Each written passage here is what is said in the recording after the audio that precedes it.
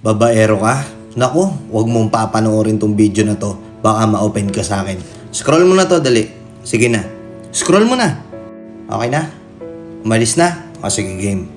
Kapag tinulungan ka ng babaeng umangat yung buhay mo at yumaman ka, marami ka ng pera. May mangilan-ngilang nagsasabi na okay lang daw at pribilehiyo mong kumuha ng marami pang babae.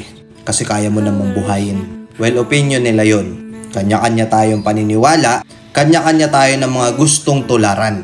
Ngayon kung nandito ka sa video ko para makahanap o makakuha ng advice para konsintihin yung pambababae, umalis-alis ka dito. Hindi para sa'yo to. Pasensya na, mag-aaksaya ka ng oras sa akin. Kasi naniniwala ako na you only need one woman in your life kahit dumating sa punto na successful ka na. Oo, kanya-kanya tayo ng definition ng happiness. Kung dyan masaya ka na okay sa'yo na marami kang babae dahil marami ka ng pera, edi go. Hindi ko naman kailangan baguhin yung mindset mo dahil yan na talaga yung nasa isip mo mula nung umpisa pa lang. Walang makakapigil sa'yo, di ba? Pero sa mga nanonood at mga nakakaalam ng mga video ko, sa mga nakafollow sa akin, gusto kong itatak nyo sa isip nyo na mas okay na isa lang yung babaeng makakasama nyo habang buhay. Nasusuportahan ka sa mga pangarap mo, na andyan at kakampi mo siya kahit kaaway mo na buong mundo. Okay na yun. Siguro dahil ganito ako mag-isip kasi pinalaki ako ng tatay ko na ganito mag-isip. Tatay ko di naman babaero yun eh. Kaya oo, lahat ng pangaral niya sa akin pwede kong sundin. May karapatan siyang pangaralan ako ng ganun kasi ginagawa niya talaga eh. Sinasabi niya sa akin na anak, huwag ka mambababae. Masama yan.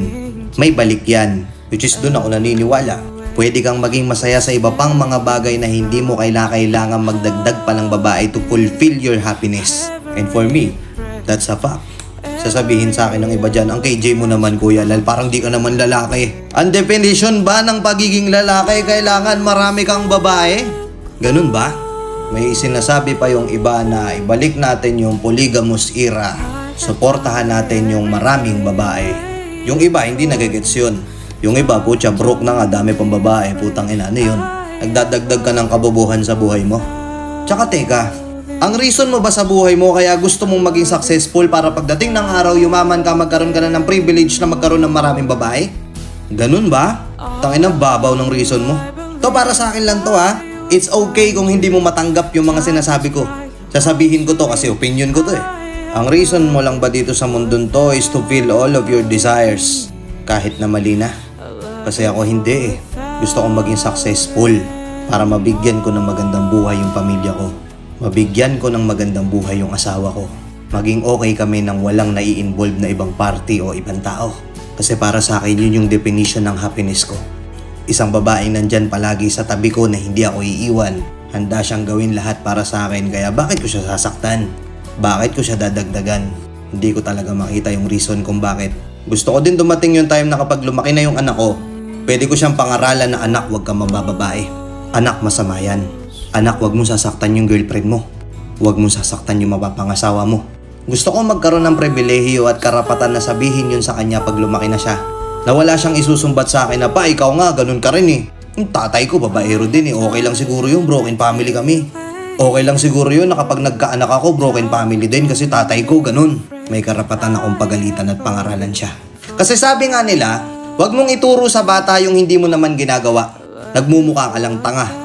Ngayon, kung babaero ka tapos ituturo mo sa anak mo na anak, huwag kang mambababae, masama yan. Puta, parang ang gago nun. Di mo nga kayang turuan yung sarili mo, tuturuan mo pa yung anak mo. Diba? Pero at the end of the day, matapos man tong video na to, natapos ka man, umabot ka man dito sa dulo ng video na to, ikaw pa rin naman magde-decide. Ano ba talaga para sa'yo definition of happiness? Ano ba talaga sa'yo definition of success? Is it about having multiple women in your life? O magpo-focus ka lang sa isa? At magiging masaya ka sa iba pang mga bagay na walang kinalaman ng ibang party o ibang tao? Nasa sa'yo yan. Hindi mo kailangan sundin lahat ng pinapayo ko. Gusto ko lang marinig mo lahat ng gusto kong sabihin. At ikaw mag-decide para sa sarili mo kung anong gusto mo gawin. Nakuha mo? Yun lang. Thank you and peace out. Let's go!